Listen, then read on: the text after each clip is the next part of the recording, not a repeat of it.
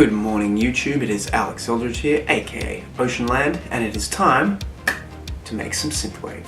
I'm going to be using Logic 9. Don't worry if it's not the DAW that you have. All these concepts are going to apply to any DAW you have unless you use FL Studio.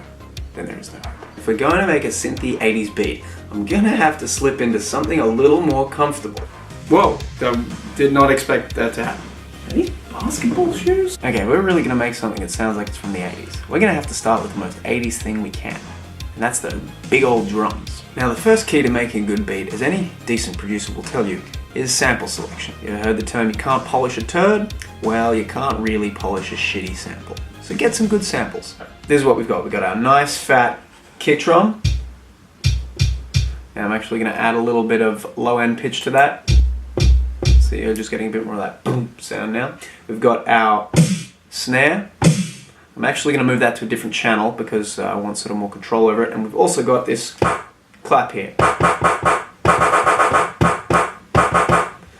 That clap. 1, 2, 3, go.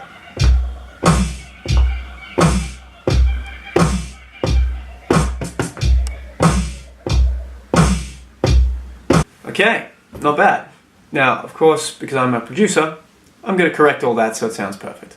Do yourself a favor and make sure to set those drum tracks up on separate instances. You don't want to have them all on the same thing, because if they're all on the same thing, then when you try and bust it out and you're trying to like get sidechaining compression to it, it's all going to become a big clusterfuck. So we don't want that. Make sure they're all set separately. I like to do it kick, snare and clap, and then hi-hats on top.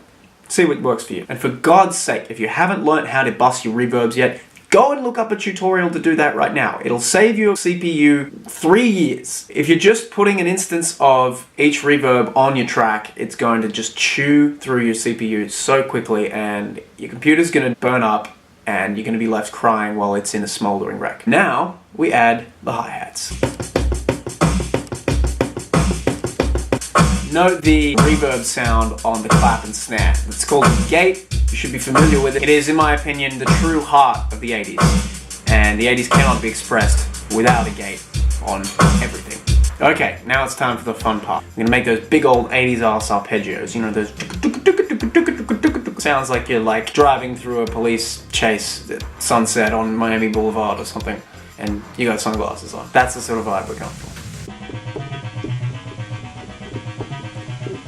Alright, now it's time to add the bass. For those of you who aren't aware of the long, rich history of the bass, not a lot of people realize, but bass was actually invented in the 17th century by Bach as a response to a time-traveling Kavinsky who went back in time to show Bach the glory of the 80s in his red Ferrari Testarossa. Bass typically sounds like this.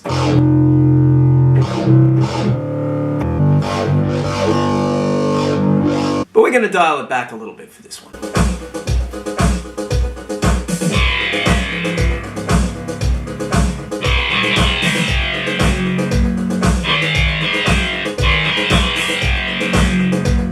And now we come to my favourite part of the event, playing the lead line.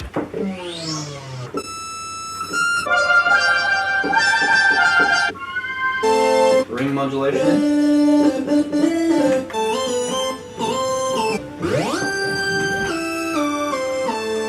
Alright, let's tweak that a little bit.